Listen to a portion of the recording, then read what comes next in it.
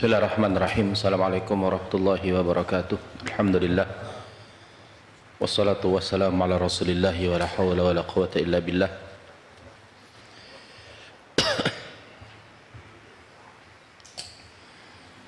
Qala al-muallif rahimahullah al-mas'alatu as-sabi'ah was-sab'un iqtida'uhum biman la yasluhu lil qudwah. Poin ke-77 dari perkara jahiliyah.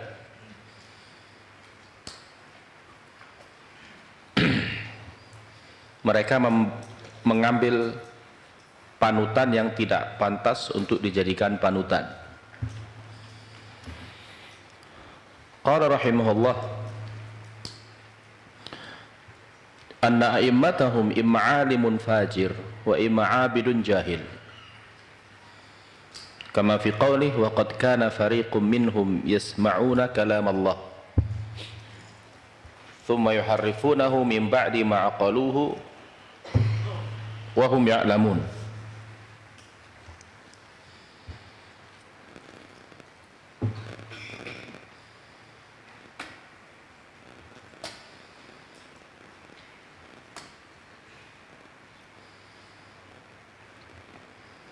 Wa idza laqul ladzina amanu qalu amanna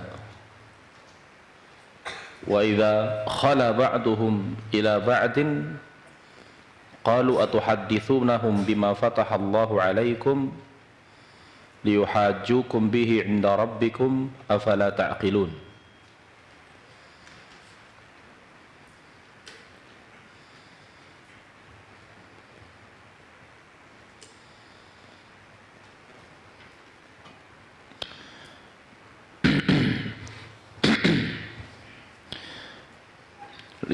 Wa idza laqul ladzina amanu qalu amanna wa idza khala ba'dhum ila ba'din qalu atuhaddithunahum bima fataha Allah 'alaikum liyuhajjukum bihi inda rabbika fala ta'qilun. Wa minhum ummiyyuna la ya'lamuna al-kitaba illa amaniyya wa innahum illa yadhunnun.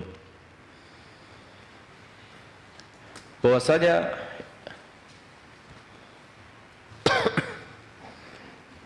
para pemimpin atau imam mereka, itu panutan-panutan mereka, antara seorang alim yang fasik atau seorang ahli ibadah yang jahil. Seperti Allah firmankan, wa qad kana fariqun minhum, dan sebagian mereka telah mendengar firman Allah, atau sebagian dari al-Yahud, mereka telah mendengar firman Allah yang diturunkan kepada mereka, thumma yuharrifuna, lalu mereka setelah itu merubahnya setelah mereka mengetahuinya, wa hum ya'lamun, dan mereka tahu wahyu itu dari Allah, Taurat dari Allah, dan perubahan yang mereka lakukan. Dan bila mereka berjumpa dengan orang-orang yang beriman,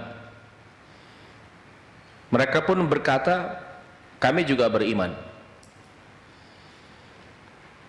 Namun bila sebagian mereka bertemu dengan yang lain, mereka mengatakan, apakah kalian ceritakan kepada orang-orang yang beriman perkara-perkara yang telah Allah jelaskan kepada kalian,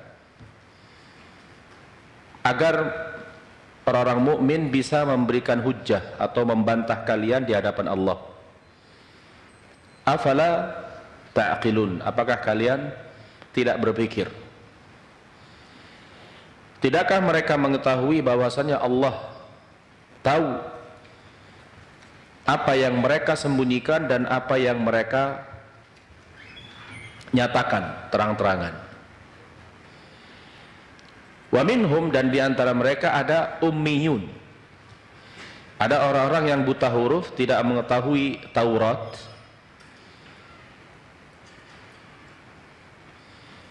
yang mana mereka tidak mengetahui Taurat kecuali illa amani, ya, tidaklah mereka tahu kitab Taurat kecuali yang mereka ketahui adalah cerita-cerita atau angan-angan bohong, dan mereka sebatas menduga-duga. Dalam ayat yang terakhir, wa minhum ummiyun, itu adalah orang-orang jahil. Di dalam ayat sebelumnya, orang alim tapi fasik, yaitu merubah firman Allah. Dan di ayat terakhir, yang dimaksud adalah orang-orang abid yang jahil. Qudwatu ahlil jahil, qala asy-syarihu hafidhahullah ta'ala,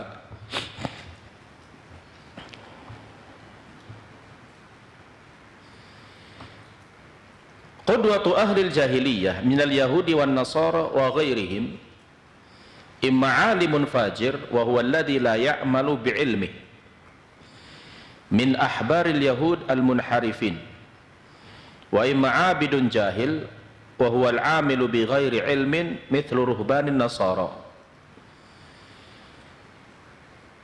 Panutan orang-orang jahiliyah dari kalangan Yahudi dan Nasrani dan selain mereka, kalau tidak seorang alim yang fasik, yaitu seorang alim yang tidak mengamalkan ilmu seperti ulama-ulama Yahudi yang menyimpang, atau seorang ahli ibadah yang bodoh, jahil. Itu orang yang beramal tapi tanpa ilmu, seperti ahli ibadahnya orang-orang Nasara. Seperti Allah firmankan, ittakhadhu ahbarahum wa ruhbanahum arbabam min dunillah. Mereka telah menjadikan para ulama dan ahli ibadah mereka adalah sebagai tuhan-tuhan selain Allah. Yuhalliluna lahumul haram wa yuharrimuna alaihimul halam.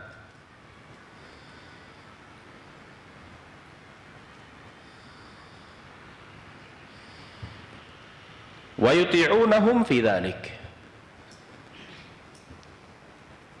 Allah menyebut orang-orang Yahudi dan Nasrani menjadikan ulama dan ahli ibadah sebagai Tuhan.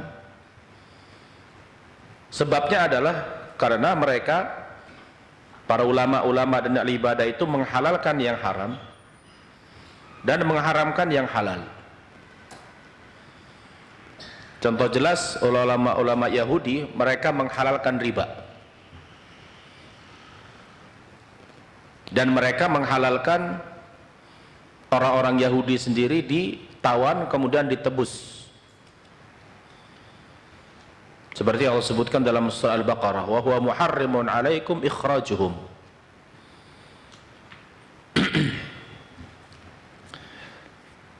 Termasuk orang-orang Nasara, mereka mengharamkan yang halal atau menghalalkan yang haram. Salah satu contoh adalah babi, Allah haramkan juga atas Nasara. Makanya nanti di akhir zaman Nabi Isa alaihissalam ketika dia turun salah satunya adalah dia turun ke bumi, salah satu yang dia lakukan membunuh babi, menghancurkan salib.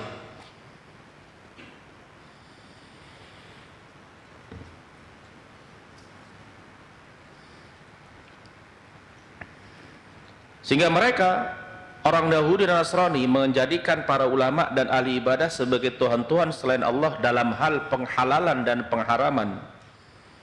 Dan mereka taat dalam hal itu. Di dalam kitab Tauhid, ayat ini masuk ke dalam bab syirik dalam ketaatan. Jadi disebut dengan syirkut ta'ah. Seseorang yang telah mengetahui seorang alim itu salah mutlak menghalalkan yang haram atau mengharamkan yang halal, lalu diikuti kesalahan itu dan dia tahu, maka dia telah mempersekutukan Allah.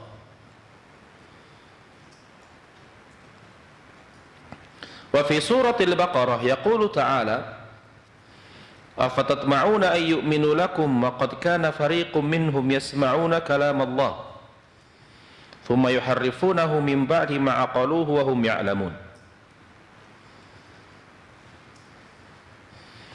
Afatatma'una ay yu'minu lakum, apakah kalian berharap mereka beriman kepada kamu, sedangkan sebagian mereka telah mendengarkan firman Allah kemudian merubah-rubah kitab Allah setelah mereka mengetahuinya.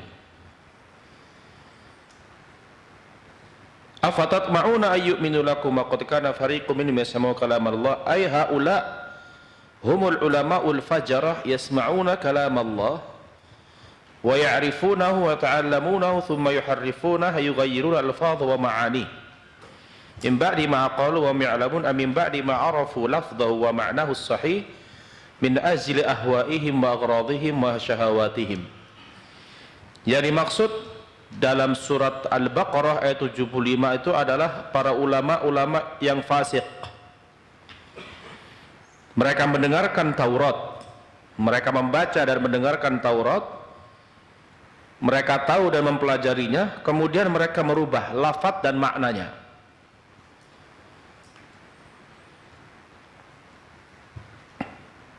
Setelah mereka mengetahuinya, yaitu setelah mereka tahu lafaz dan makna yang benar, lalu mereka simpangkan makna Taurat kepada makna yang tidak benar, yang sesuai dengan hawa nafsu dan tujuan-tujuan dan syahwat mereka, kepentingan pribadi.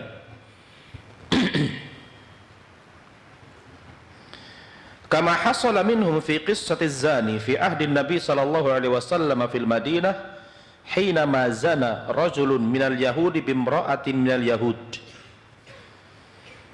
Seperti yang terjadi pada orang-orang Yahudi di zaman Nabi. Ada seorang laki-laki di zaman Nabi, laki-laki Yahudi berzina dengan wanita Yahudi. Faqalu idhabu ila hadha ar-rajul ya'nuna Muhammadan li'annahum ya'lamuna anna at-Taurata fiha ar-rajm wa hum la yuriduna ar-rajma la'allahu yahkumu fihima bi hukmin ashal min ar-rajmi. Maka berkata orang-orang Yahudi, pergilah kalian kepada Muhammad ini. Karena mereka, kenapa mereka ketika ada orang yang berzina disuruh pergi kepada Rasulullah SAW? Karena mereka tahu di dalam Taurat itu hukum orang yang berzina rajam, dilempar batu sampai mati. Dan mereka tidak ingin melaksanakan rajam. Bisa jadi harapan mereka dengan datang kepada Rasulullah, Rasulullah memberikan hukum yang lebih ringan dari rajam. Faja'uhu ilaihi yatlubuna minhu al-hukma ala hadha az-zani wa hadhihi az-zaniyah far-rasul sallallahu alaihi wasallam qala ma tajiduna ala man fi at-taurati ala man zana. Maka mereka datang kepada Nabi meminta hukum, minta hukuman untuk laki-laki dan wanita yang berzina ini. Maka Nabi bertanya, apa yang kalian dapati dalam Taurat tentang hukum orang yang berzina? Wa fi riwayatin ma tajiduna fi Taurati fi sya'ni rajam. Apakah kalian mendapati dalam Taurat hukuman rajam?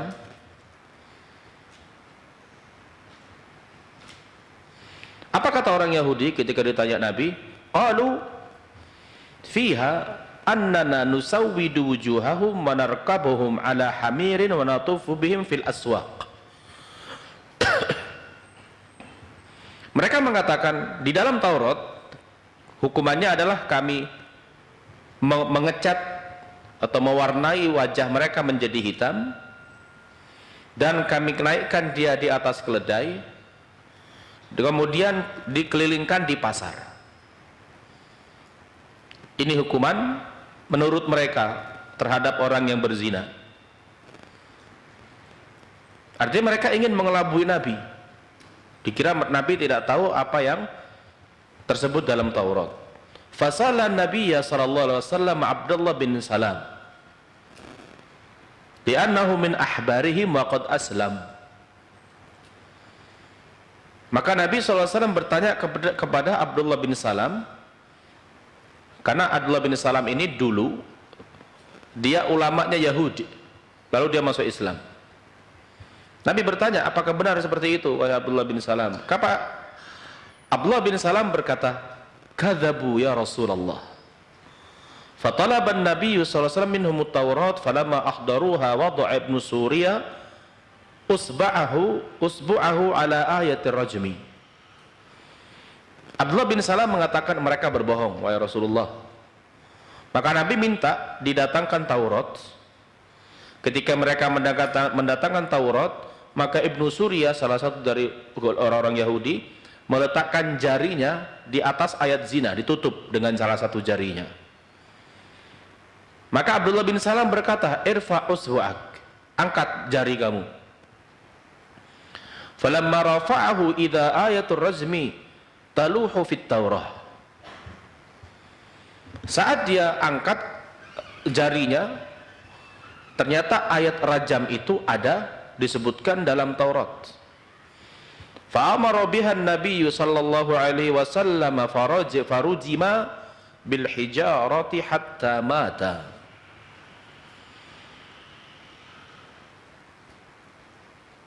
Maka Rasulullah kemudian memerintahkan keduanya untuk dirajam dengan batu sampai keduanya mati. Ini hanya salah satu dari perubahan-perubahan atau usaha Yahudi untuk meninggalkan Taurat. Amma tahrifu fahada min tahrifi ulamaihim li kalamillahi wa qad kadzabu 'ala Allahi wa akhfau hukmah. Inilah perubahan yang dilakukan para ulama-ulama mereka terhadap firman Allah, dan mereka telah berdusta atas nama Allah dan menyembunyikan hukum Allah.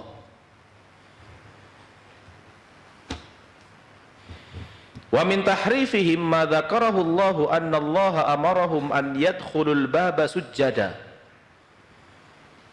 Di antara perubahan yang mereka lakukan adalah seperti Allah sebutkan dalam Al-Quran ketika Allah memerintahkan mereka untuk masuk ke dalam negeri Mesir melalui pintu masuknya dalam keadaan sujud, maksudnya dari rukuk.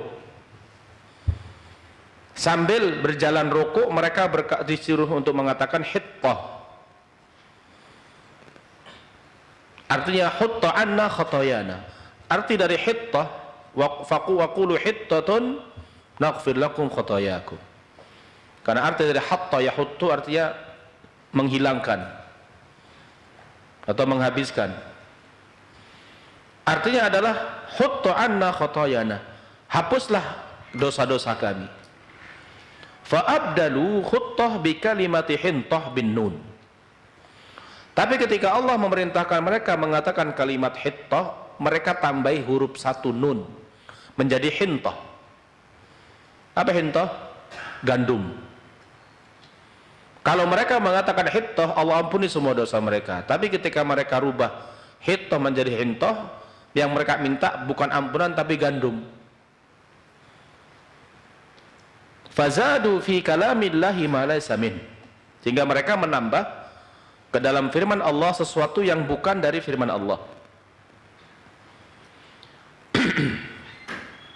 Wat tahrifu huwa az-ziyadatu fi kitabillahi awin naqsu min kitabillahi aw tafsiru kitabillahi bi ghairi ma'na.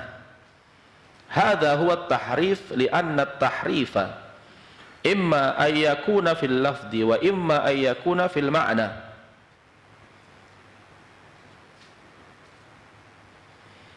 Sedangkan makna tahrif itu adalah menambah dalam kitab Allah atau mengurangi dari kitab Allah.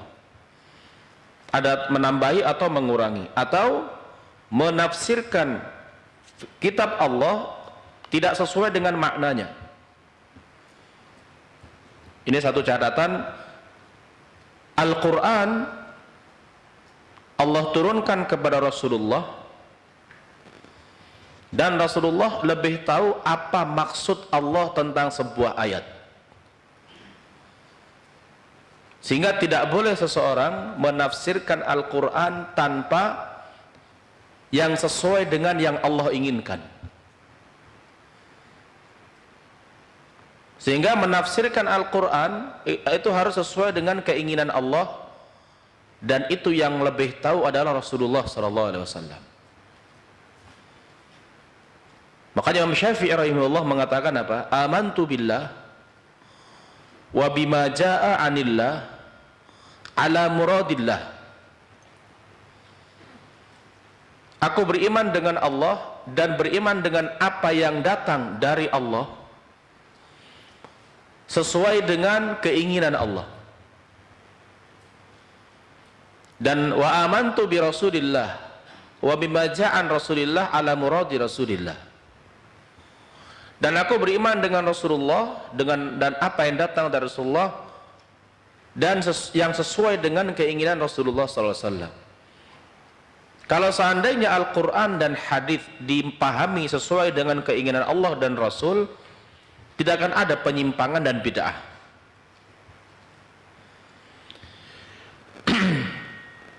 Tapi kebanyakan orang justru menyimpangkan makna, dan itu termasuk dalam tahrif. Hadza wa tahrif. Lianna tahrifa imma an yakuna fil lafzi wa imma yakuna fil ma'na. Karena tahrif atau perubahan itu bisa jadi pada lafaz atau pada makna. Wa ala hadzal namti kullu man yuhawilu tafsir al-Qur'an awil ahadith bighairi ma'nahuma as-sahih min ajli nusrati madhhabihi aw ittiba'i syahwatihi aw husuli matma'ihi. Sehingga berdasarkan ini, setiap orang yang berusaha untuk menafsirkan Al-Quran atau hadis yang tidak sesuai dengan maknanya yang benar, dengan tujuan untuk memperkuat madhab atau mengikuti syahwat keinginan atau ingin mendapatkan tujuan tertentu. Dan ini banyak dilakukan oleh ahlul bid'ah. Salah satunya seperti yang dijelaskan di minggu lalu, mereka menghiasi atau menyebut syirik dan bid'ah dengan sebutan-sebutan yang indah. Tidak mau mereka menyebut mari kita menyembah kuburan, nggak akan ada yang mau. Tapi saat mereka menyebut mari kita bertawassul dengan orang soleh ke kuburan mereka, karena mereka sudah mati, sudah punya kedudukan yang baik-baik di sisi Allah. Dan contoh hal ini juga ada dalam kaum muslimin, menafsirkan ayat-ayat Al-Quran yang tidak sesuai dengan keinginan Allah atau tidak ada keterangan dari Allah tentang tafsir makna ayat tertentu. Contoh yang paling sederhana, di tengah masyarakat sudah tersebar maksud dari kalimat Toha, Yasin, itu siapa? Rasulullah SAW. Sering diputar nasyid, Salamullah ala Toha Rasulillah, Salamullah ala Yasin Habibillah. Ini keterangan Toha dan Yasin maksudnya Rasulullah itu dari mana? Kalau memang maksud dari Yasin dan Toha itu adalah Rasulullah, Rasulullah sendiri yang menafsirkan, cukup beliau saja. Tentu ada keterangan dari Nabi, Yasin itu adalah aku.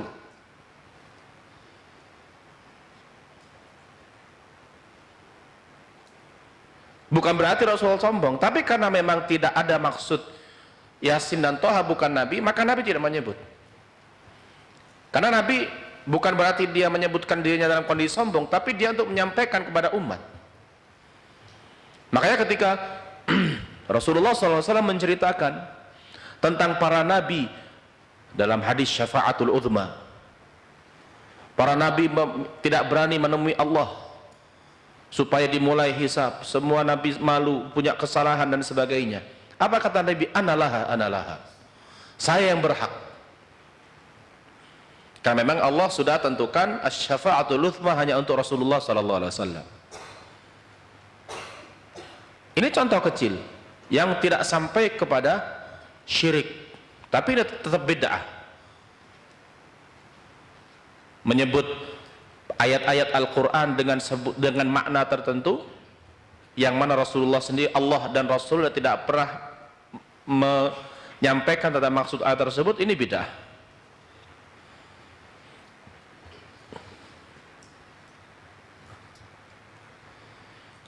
Makanya ini untuk kaum muslimin secara umum, hati-hati membeli, lebih baik jangan. Kadang kaset-kaset atau sekarang bisa di-download solawat-solawat. Tidak ada solawat yang paling baik selain salawat yang diajarkan Nabi, Allahumma shalli ala Muhammad wa ala ali Muhammad kama shallaita ala Ibrahim wa barik ala Muhammad. Itu salawat Ibrahimiyah. Itu salawat yang diajarkan Nabi paling panjang dan sempurna.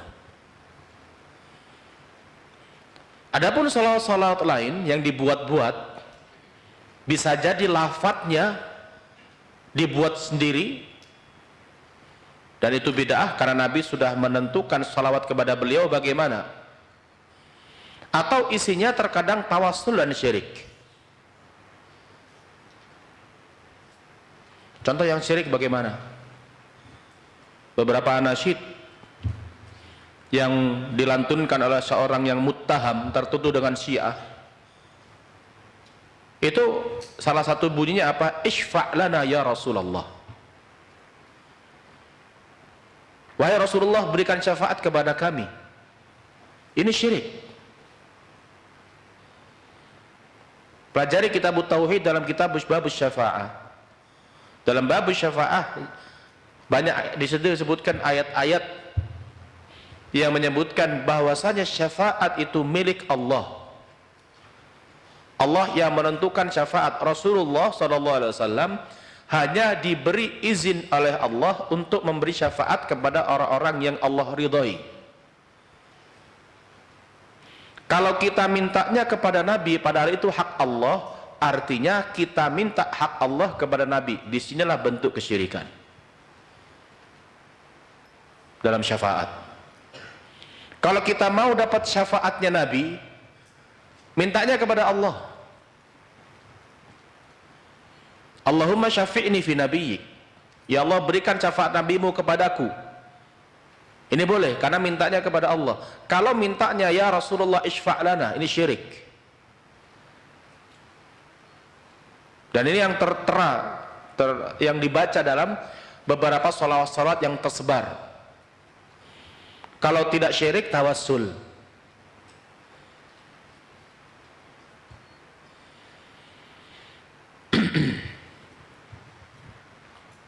Begitu pula hadis, menafsirkan hadis yang tidak sesuai dengan maknanya jelas untuk menetap, untuk memperkuat mazhab pendapat, ini juga salah.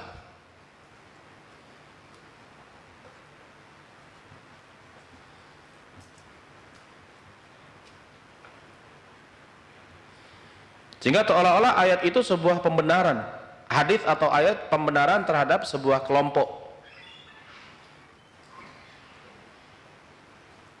Contoh sederhana adalah hadis Nabi kepada Ali bin Abi Thalib dalam perang Khaybar. Kata-kata Rasulullah kepada Ali bin Abi Thalib, "Unfut ala rislik hatta tanzil bisahatihim." Jalanlah dengan tenang ke Khaybar sampai tiba di halaman mereka. Ada orang mengatakan sampai tiba di halaman mereka. Ini menunjukkan apa yang dilakukan Jama'atut Tabligh itu benar, ngetuk pintu orang. Ini dari mana? Ini jahal. Ini sebuah tajarru' ala Rasulullah SAW, yaitu sebuah kelancangan menafsirkan hadis Nabi untuk memperkuat sebuah kelompok. Sudah gitu salah.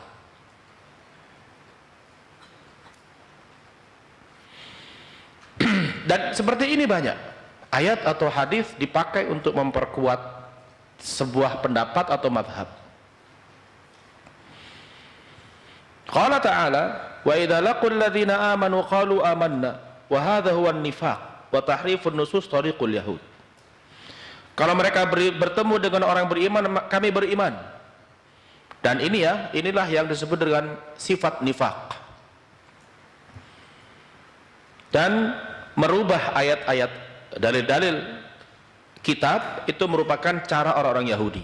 Artinya di tengah umat ini ada sebagian yang menyerupai orang-orang Yahudi dalam menafsirkan ayat atau hadis yang tidak sesuai dengan keinginan Allah dan Rasulnya, dengan tujuan untuk mencari kepentingan pribadi, entah cari pengaruh atau memperkuat atau membela mazhab pendapat.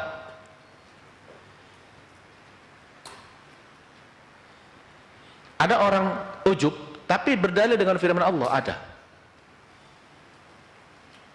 Apa dalil mereka? Fa amma bi ni'mati rabbika fahaddits. Dia niatnya ujub, tapi dalilnya firman Allah. Makanya sebagian ulama mengatakan antara ujub dengan at-tahadduts bi ni'matillah, membicarakan, menyampaikan nikmat Allah dengan ujub itu tipis. Apa? Niat. Tsumma qala ba'daha wa minhum ummiyuna la ya'lamuna al-kitaba illa amaniyya wa innahum illa yadhunnun.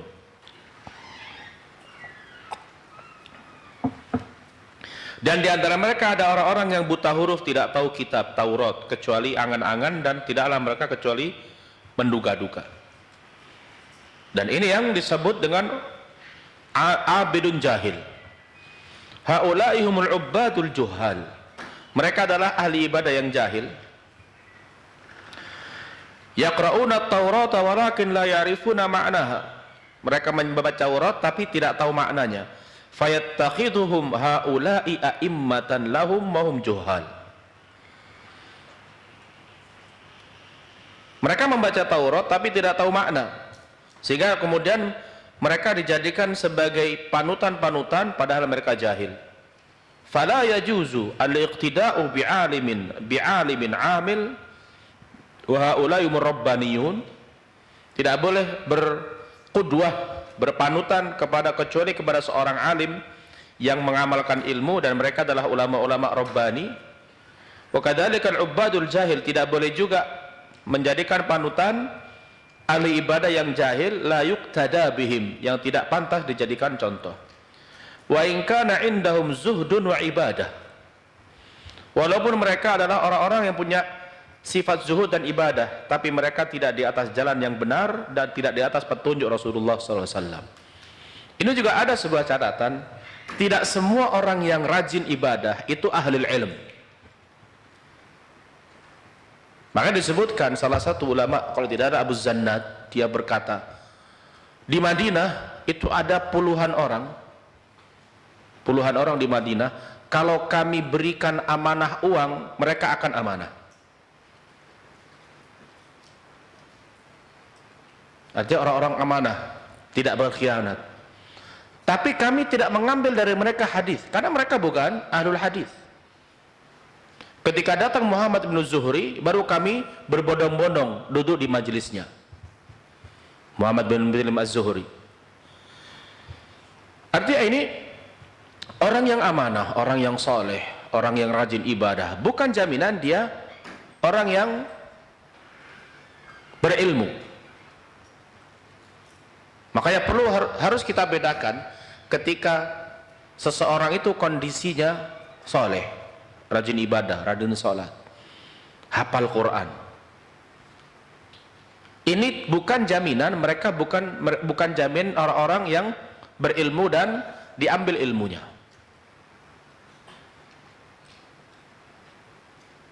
Karena antara menilai orang itu soleh dengan menilai orang itu bisa diambil ilmunya, itu dua perkara yang tidak berhubungan. Orang yang diambil ilmunya tentu dia harus soleh, tapi tidak semua orang yang soleh dijadikan sumber ilmu. Dan ini perkara-perkara yang sangat menipu. Banyak kaum muslimin tertipu. Melihat orang hafal Quran, bahkan hafal ayat ini ayat itu, sebelah kanan, pojok kiri, di tengah. Nggak taunya orang sufi, nggak taunya orang yang mengatakan Allah di mana-mana, nggak taunya tidak tahu hadis, nggak taunya orang filsafat. Ini umat, ketika umat tidak tahu bagaimana cara membedakan seorang ahlul ilm, maka mereka akan tertipu. Apalagi kemudian banyak orang-orang yang mengajak mereka dengan perasaan, memberikan kepada mereka masak seperti itu, masak seperti itu. Dan ini banyak, makanya sudah banyak para ulama memperingatkan, hati-hati belajar agama dari internet, dari syekh YouTube, hafidhahullah, atau Syekh Google. Ini pedang bermata dua, bisa menusuk, bisa dipakai untuk membela. Karena sudah saya berkali-kali saya sebutkan, mencari sebuah hadis lewat Google, ternyata begitu kita masuk itu Syiah. Itu kita kalau sudah tahu. Kalau orang awam yang baca, langsung dibaca. Karena sebagian orang-orang dan website Syiah itu memakai kalimat sunnah. Maka jangan belajar kecuali dari orang-orang yang memang sudah jelas mereka ini orang-orang yang punya ilmu. Salah satu yang sangat tegas dalam hal ini Syekh Shalih Al Fauzan hafizallahu taala, karena beliau melihat banyaknya fitnah di tengah umat ini dikarenakan orang mengambil ilmu, belajar agama dari orang-orang yang tidak sesuai, tidak pantas, sehingga beliau dalam hal ini tegas. Saya pernah mendengar fatwa beliau, ada pertanyaan, idza kana ar-rajulu sahibu hadits fiqhin wa hadits walakin indahu bid'ah fahal na'khudul minhu al-ilm? Syekh Fauzan dengan jelas mengatakan la. Kenapa? Li'anna at-tilmidz yaqtadi bi syaikhihi. Ada seorang ahli fikih dan ahli hadis tapi dia pelaku bid'ah, bolehkah kami ambil ilmu? Jangan. Karena seorang guru meniru murid, seorang murid meniru gurunya. Kalau semua ulama tegas seperti beliau, orang-orang yang setengah-setengah atau yang majhul itu tidak akan ada yang mau mengambil ilmu dari mereka. Kalau orang jahil kalau diam, agama ini selamat dan umat selamat dari fitnah.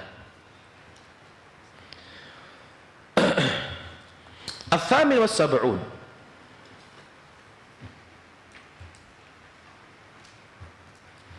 yang ke-78, dakwahum annahum tanaquduhum fi mahabbatillah. Dakwahum dakwahum mahabbatallah ma'atarkihim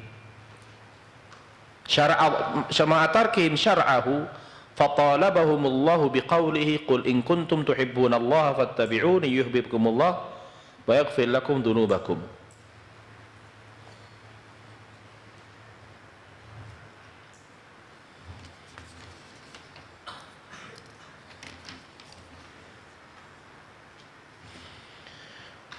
Mereka mengaku kecintaan Allah atau mereka mengaku mencintai Allah, padahal mereka meninggalkan syariat Allah. Maka Allah menuntut mereka dengan firman-Nya, katakan Muhammad, kalau seandainya kalian mencintai Allah, maka ikutilah aku, maka Allah akan mencintai kamu. Min dalalil yahudi wa man syabahahum,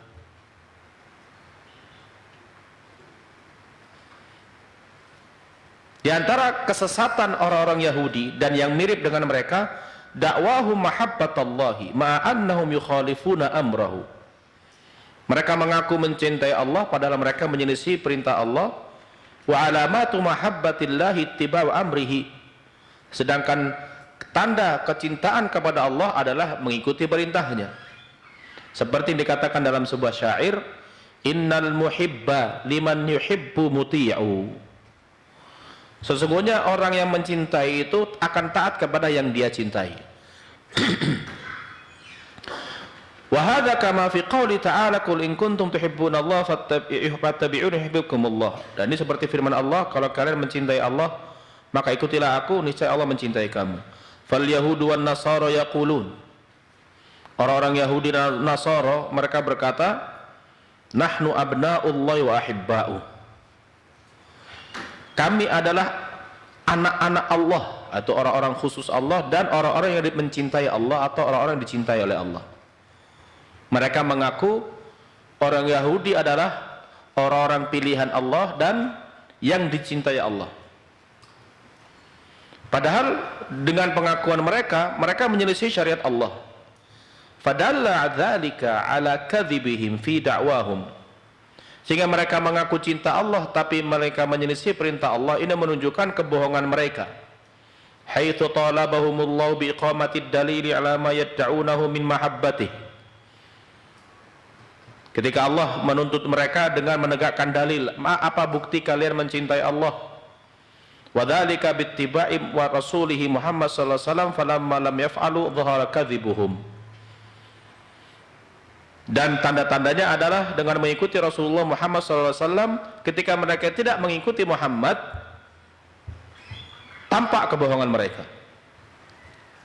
Wa kadzalika sufiyah yabnuna dinahum ala annahum yuhibbuna Allah. Begitu pula orang-orang sufi, mereka mengaku mereka menjadikan agama mereka dasarnya cinta Allah. Mereka berkata al-ibadatu hiyal mahabbah. Mereka mengatakan ibadah itu adalah kecintaan. Dan ini tidak salah. Ibadah itu kecintaan, tapi perlu kita tahu ibadah itu ada 3 rukunnya. Adzan dulu.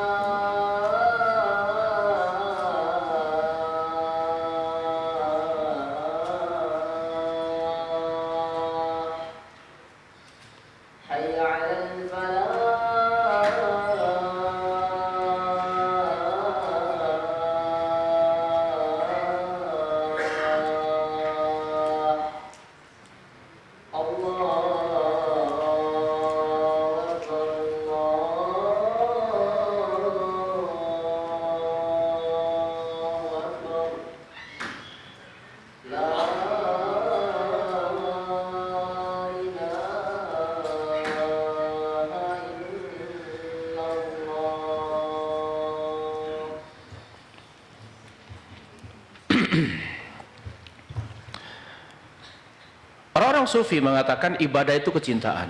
Itu tidak salah, tapi kurang. Karena rukun-rukun ibadah ada 3. Al-hub, al-mahabbah, wal-khawf, wal-roja. Kecintaan, mengharap, dan takut. Itu mencintai Allah, dan mencintai apa-apa yang Allah perintahkan, mengharap rahmat dan balasan Allah, dan takut dari adab dan siksaan Allah. Sehingga ibadah yang berdasarkan 3 perkara ini akan sesuai dengan benar. Tapi orang sufi hanya mengambil satu. Mereka mengatakan, "Fanahnu la na'budullah khaufan min nari wa la tam'an min jannatih. Wa innama na'buduhu li'anna nuhibbuh ma'annahu yukhalifuna syara' Allah." Kami beribadah kepada Allah bukan karena takut neraka. Kami beribadah ini bukan karena mengharap surga, tapi kami beribadah karena kami cinta Allah. Ini banyak, hampir semua tariqat sufi itu tariqatnya macam-macam. Dia ini sudah firqah, sempalan dari 73 golongan. Dalam sufi itu masih banyak firqah lain. Hasofiyah, Naqsyabandiyah, Qadiriyah, Wahidiyah. Ini sebagian.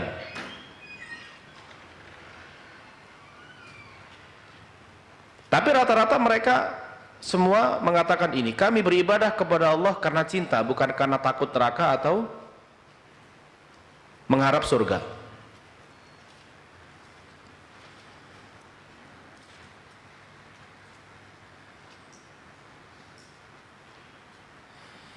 Padahal mereka menyelisih syariat Allah dan tidak mengikuti Rasulullah SAW. Wa inna yattabi'un yang diikuti oleh mereka sesungguhnya adalah para syekh atau guru-guru mereka. Wa ashabut turuq alladziina yubayyi'unahum 'alaiha 'ala as-sam'i wat ta'ati lahum wa annahum la yukhalifuna lahu amran muhimman mahma amaru hatta innahum yaqulun innal murida ma'a syaikhi kal mayyiti baina yaday ghasilih ma la ikhtiyar wa la lahu ghairu makhtaru syaikhuhu fa aina ittiba'ur rasul sallallahu alaihi wasallam fa kadhibuna fi hadhihi ad-da'wah. Orang-orang sufi, orang-orang yang berbaiat dengan salah satu tariqat sufi ya, mereka berbaiat untuk siap taat dan mendengar apa yang dikatakan oleh pimpinan tariqat. Dan ini salah satu yang ada hampir semua firqah yang menyimpang 72 golongan, rata-rata di antara mereka ada satu yang disebut dengan baiat. Termasuk Ikhwan Muslimin, Jama'atut Tabligh. Jamaah tabligh ini ujung-ujungnya kepada akidah sufi.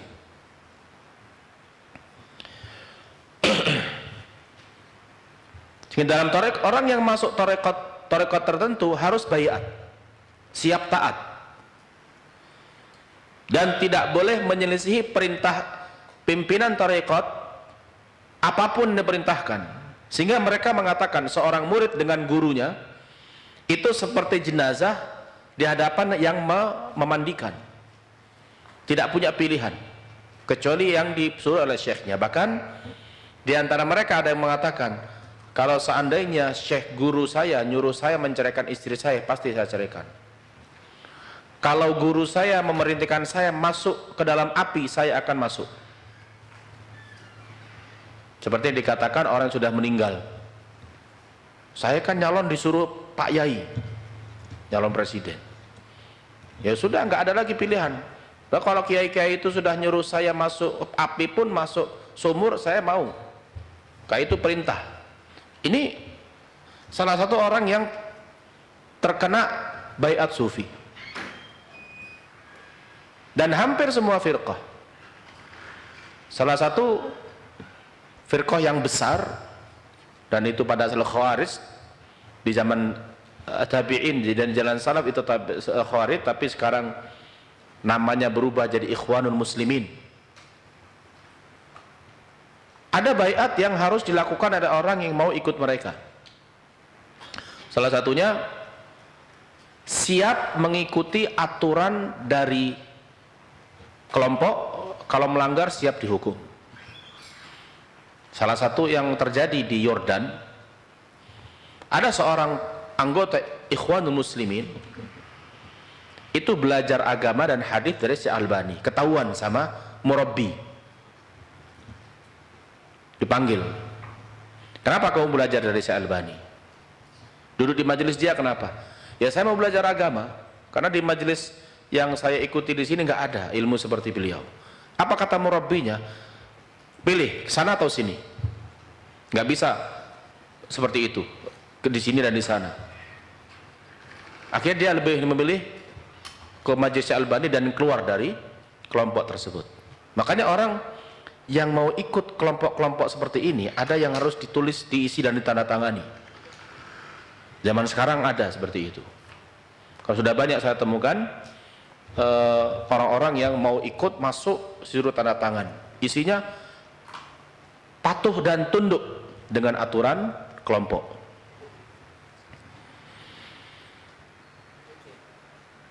Sehingga orang-orang sufi yang mengatakan seperti ini, tidak ada mereka mengikuti Rasulullah, tidak ada lagi. Sehingga mereka bohong, mencintai Rasulullah, mencintai Allah, tapi tidak mengikuti apa yang Allah perintahkan. Walihada tahaddallahu jalla wa ala haula'il mudda'ina limahabbatihi bihadil ayah. Maka Allah menantang mereka, orang-orang yang mengaku cinta Allah, Allah tantang dengan firman-Nya, qul in kuntum tuhibbunallaha fattabi'uni yuhibbukumullah.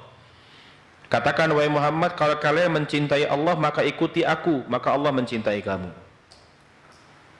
Fa'alamatu mahabbatillah ittiba'u Rasulillah sallallahu alaihi wasallam. Maka tanda mencintai Allah adalah mengikuti Rasulullah. Faman wujidat fihi hadhihi sifah fa innahu shadiqun fi da'wahul mahabbah. Siapa yang ada padanya sifat ini, yaitu mengikuti Rasulullah, maka dia telah jujur dalam pengakuannya mencintai Allah. Wa man faqada hadhihi sifata wa huwa littiba'a lirrasuli fa innahu kadzibun fi da'wah. Siapa yang ada padanya, siapa yang tidak ada padanya kecintaan kepada Allah, tanda cinta ini yaitu tidak ada padanya mengikuti Rasulullah, maka dia bohong dalam pengakuannya. Faqad dzakara subhanahu dalilal mahabbati wa thamrataha. Allah telah menyebutkan dalil kecintaan dan buah dari kecintaan itu. Fadaliluha ittiba'ur rasul. Dalil atau tanda-tanda cinta Allah adalah mengikuti Rasul. Wa thamratuha nailu mahabbatillahi lil abdi. Sedangkan buah dari mengikuti Rasul adalah Allah mencintai seorang hamba dan ampunan dari Allah. Wa kadzalika hadza yattaridu fi kulli man yad'i mahabbatur rasul sallallahu alaihi wasallam. Dan ini juga berlaku pada setiap orang yang mengaku mencintai Rasulullah tapi tidak ikut. Kaman yadda'una mahabbatar rasul wa yaktubuna fis suhuf wal majallat. Allimu auladakum mahabbata Rasulillah wa hum yabtadi'una al-bid'ah wa yuhdithuna al-mawalid. Wan Nabi sallallahu alaihi wasallam 'anil bid'ah fa hum yadda'una mahabbata wa yukhalifuna fi ihdathil bid'ah wal khurafat.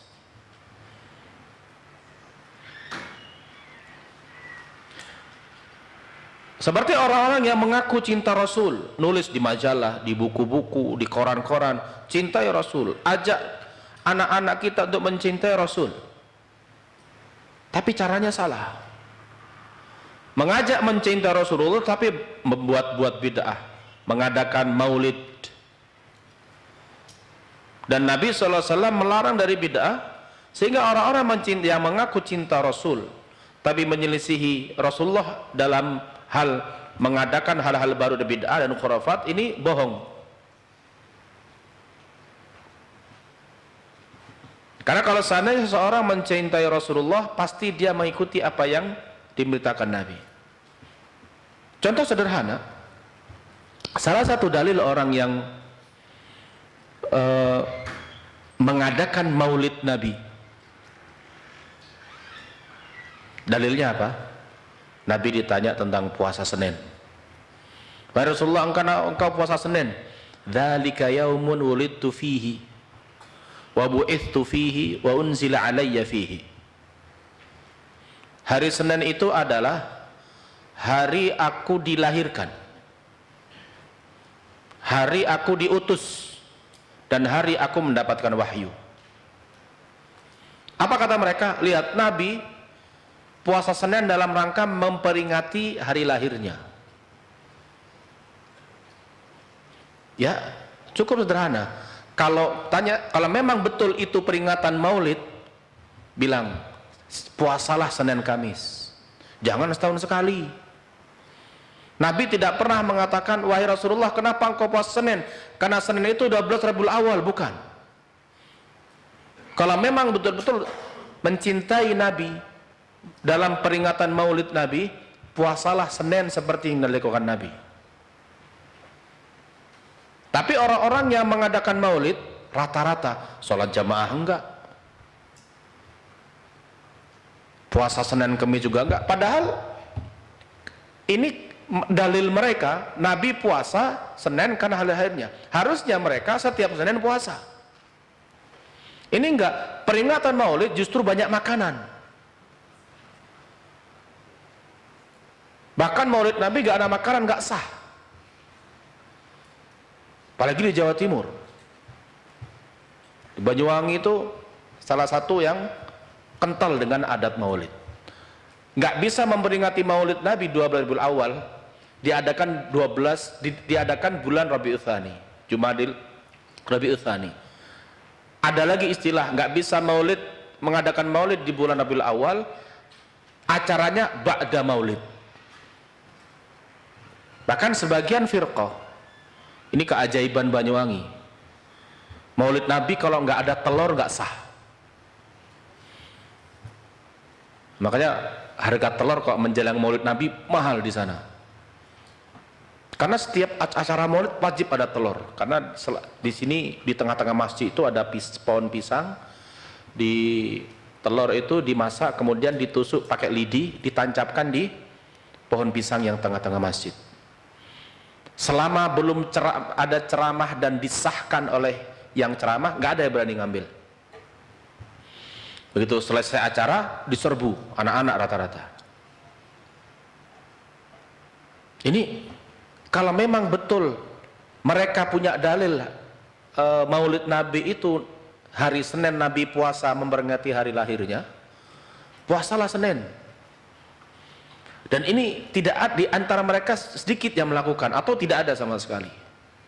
Maulid Nabi diadakan habis Isya malam sampai jam 11-12 itu baru acaranya, belum makan-makannya. Pulang ke rumah jam 1, subuh jam 9. Ini sunnahnya siapa? Yang diperingati hari lahirnya sebelum subuh sudah bangun. Tapi bid'ah itu, dalam bid'ah pasti ada perkara-perkara yang mengherankan. Padahal Nabi SAW ketika ditanya puasa Senin bukan sebatas dia itu sebagai hari lahirnya. Hari dia dapat wahyu dan hari diutus menjadi Nabi. Dalam hadis lain, hari ditampakkan atau dilaporkan amalan itu kepada Allah sehingga dia ingin amalan dia dilaporkan kepada Allah, disampaikan kepada Allah dalam keadaan puasa. Tapi itu tadi yang saya bilang di awal tadi, orang kalau sudah di atas kebodohan, salah satu yang mereka lakukan adalah hadis itu diselewengkan supaya cocok sama amalan mereka. Jadi mereka tidak cari kebenaran, tapi pembenaran. Sehingga apa? Dalil-dalil itu dipaskan dan dicocokkan. Makanya pernah saya sampaikan, perbedaan Ahlussunnah dalam dalil ya, perbedaan Ahlussunnah dengan Al-Bid'ah itu satu. Ahlussunnah, Syekh Al-Albani mengatakan, Ahlussunnah istadallu thumma i'taqadu. Amma ahlul bid'ah i'taqadu thumma istadallu. Ahlussunnah itu mereka berdalil dulu, membaca dalil. Setelah tahu dalil meyakini. Makanya tidak ada pertentangan akidah Ahlussunnah. Ahlussunnah tidak pernah punya akidah yang bertentangan dengan Al-Quran dan Sunnah. Kenapa? Karena mereka baca Al-Quran hadis dulu, membaca penjelasan para ulama, tafsir ayat Al-Quran, baru setelah itu mereka meyakini. Kalau Ahlul Bid'ah meyakini dulu, baru cari dalil. Kalau dalil itu nggak ada, dicarilah, dipaksakan dalil itu untuk membenarkan amalannya. Sampai ada orang bodoh bilang, hisab itu sunnah Nabi. Hisab dalam menentukan Ramadan. Dalilnya apa? Sumu li ru'yatihi. Ini mau diketawain kasihan. Sumu li ru'yatihi dipakai dalil hisab. Ini sama saja orang berdalil, apa dalilnya masuk kamar mandi berdoa, inna a'tainakal kautsar. Nggak nyambung. Tapi begitulah bid'ah. Kalau nggak dapat dalil, cari dalil yang dipaksa-paksa supaya pas. Makanya ini bisa dikatakan mereka mencari pembenaran, bukan kebenaran.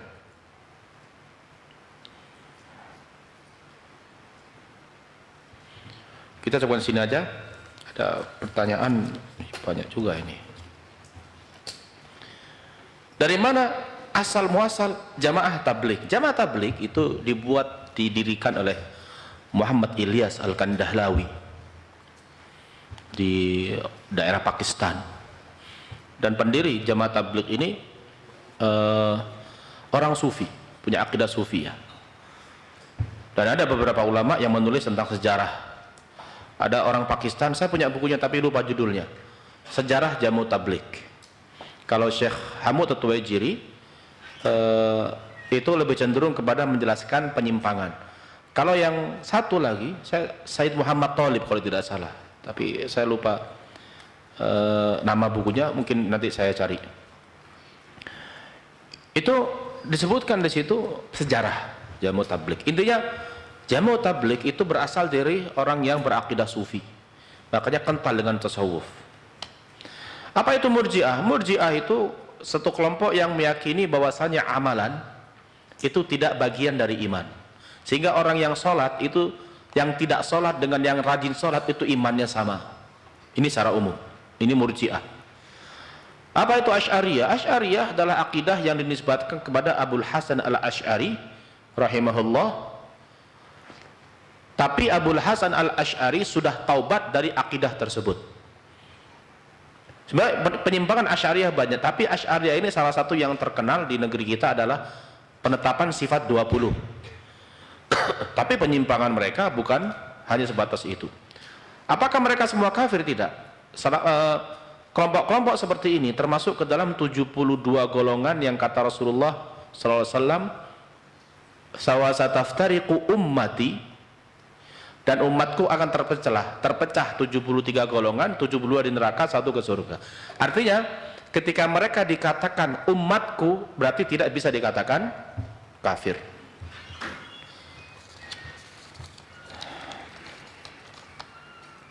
Ini panjang-panjang tulisannya, singkat aja tanya itu.